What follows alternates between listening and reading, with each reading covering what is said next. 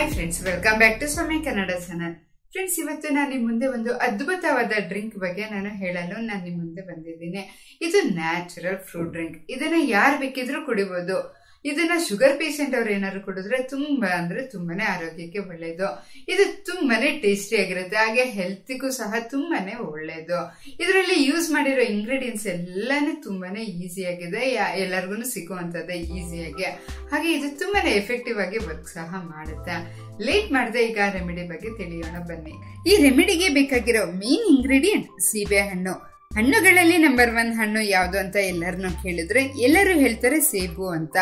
ಹಾಗೇನೆ ಎಲ್ಲರೂ ಏನ್ ಅಂದ್ಕೊಂತಾ ಇರ್ತಾರೆ ಅಂದ್ರೆ ಯಾವ್ದು ಬೆಲೆ ಹೆಚ್ಚಾಗಿರುತ್ತೋ ಅದು ಆರೋಗ್ಯಕ್ಕೆ ತುಂಬಾನೇ ಒಳ್ಳೇದು ಅಂತ ಅಂದ್ಕೊಂತಾ ಇರ್ತಾರೆ.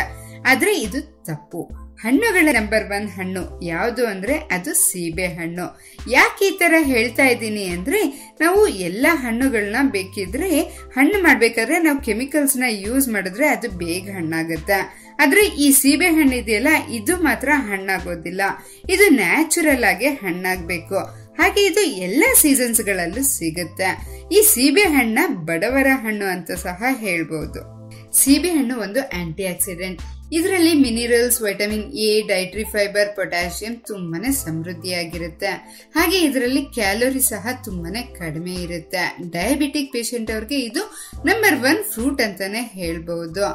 ವೈಟಮಿನ್ ಸಿ ನಮ್ಗೆ ದಿನಕ್ಕೆ ಒಂದು 50 ಮಿಲಿಗ್ರಾಂಗಳಷ್ಟು ಬೇಕಾಗತ್ತೆ. ನಾವು ಡೈಲಿ ಒಂದೊಂದು ಸೀಬೆ ಹಣ್ಣ ತಿಂದ್ರೆ ನಮ್ಗೆ ದಿನಕ್ಕೆ ಬೇಕಾದ ವೈಟಮಿನ್ ಸಿ 50 ಮಿಲಿಗ್ರಾಂಗಳಷ್ಟು ವೈಟಮಿನ್ ಸಿ ನಮ್ಗೆ ಸಮೃದ್ಧಿಯಾಗಿ ಈ ಹಣ್ಣಿನಲ್ಲಿ ಸಿಗುತ್ತೆ. ಈ ರೆಮಿಡಿಗೆ 1-2 ಸೀಬೆ ಹಣ್ಣು ಬೇಕಾಗುತ್ತೆ. ನೀವು ಯಾವ್ದು ಸೀಬೆ ಹಣ್ಣು ಬೇಕಿದ್ರೂ ಯೂಸ್ ಮಾಡಬಹುದು. ಚಂದ್ರ ಸೀಬೆ ಹಣ್ಣು ಅಥವಾ ಬಿಳಿ ಸೀಬೆ ಹಣ್ಣು ನಿಮ್ಗೆ ಯಾವ್ದು ಸಿಗುತ್ತೋ ಅದನ್ನ ನೀವು ಯೂಸ್ ಮಾಡಬಹುದು. ಇದನ್ನ ನಾನು ಆಲ್ರೆಡಿ ಕ್ಲೀನ್ ಮಾಡ್ಕೊಂಡು ಚಿಕ್ಕದಾಗಿ ಕಟ್ ಮಾಡಿ ಇಟ್ಕೊಂಡಿದ್ದೀನಿ. ಈಗ ಈ ಸೀಬೆ ಹಣ್ಣನ್ನ ಜಾರ್ಗೆ ಹಾಕ್ಬೇಕು. ನೆಕ್ಸ್ಟ್ ಇಂಗ್ರೀಡಿಯೆಂಟ್ ಬಂದು ಹಸಿ ಶುಂಠಿ. ಇದರಲ್ಲಿ B6, ಮೆಗ್ನೀಷಿಯಂ, ವೈಟಮಿನ್ ಸಿ ತುಂಬಾನೇ ಹೆಚ್ಚಾಗಿರುತ್ತೆ. ಇದು ರಕ್ತ ಸಂಚಾರ ಚೆನ್ನಾಗಾಗುವಂತೆ ಮಾಡುತ್ತೆ. ಜೀರ್ಣಶಕ್ತಿಯನ್ನ ಇದು ಹೆಚ್ಚಿಸುತ್ತೆ. ನಾವು ತಿಂದ ಆಹಾರದಲ್ಲಿರೋ ಎಲ್ಲ ಪೋಷಕಾಂಶಗಳನ್ನ ಚೆನ್ನಾಗಿ ಅಬ್ಸರ್ವ್ ಆಗುವಂತೆ ಇದು ಮಾಡುತ್ತೆ. ಈ ರೆಮಿಡಿಗೆ ಒಂದ್ ಸ್ವಲ್ಪ ಹಸಿ ಶುಂಠಿ ಬೇಕಾಗುತ್ತೆ. ಇದರ ಮೇಲಿರೋ ಸಿಪ್ಪೆಯನ್ನ ತೆಗೆದುಬಿಟ್ಟು ನಾನು ಕ್ಲೀನ್ ಮಾಡಿ ಚಿಕ್ಕದಾಗಿ ಕಟ್ ಮಾಡಿ ಇಟ್ಕೊಂಡಿದ್ದೀನಿ. ಈಗ ಇದನ್ನ ಜಾರ್ಗೆ ಸೇರಿಸಬೇಕು. ನೆಕ್ಸ್ಟ್ ಇಂಗ್ರೀಡಿಯೆಂಟ್ ಬಂದು ಪುದೀನ. ಪುದೀನದಲ್ಲಿ ಐರನ್, ವೈಟಮಿನ್ಸ್, ಮೆಗ್ನೀಷಿಯಂ ಹೇರಳವಾಗಿರುತ್ತೆ.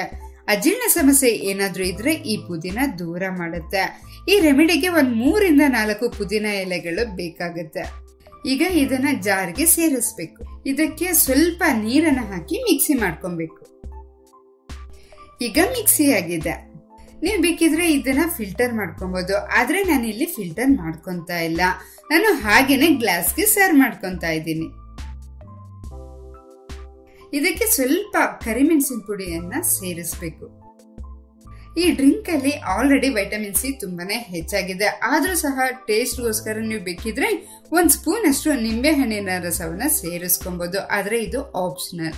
ಈಗ ಚೆನ್ನಾಗಿ ಮಿಕ್ಸ್ ಮಾಡ್ಕೊಬೇಕು. ನಮ್ಗೆ ಆರೋಗ್ಯವನ್ನ ಹೆಚ್ಚಿಸೋ ಅದ್ಭುತವಾದ ರೆಮಿಡಿ ರೆಡಿಯಾಗಿದೆ.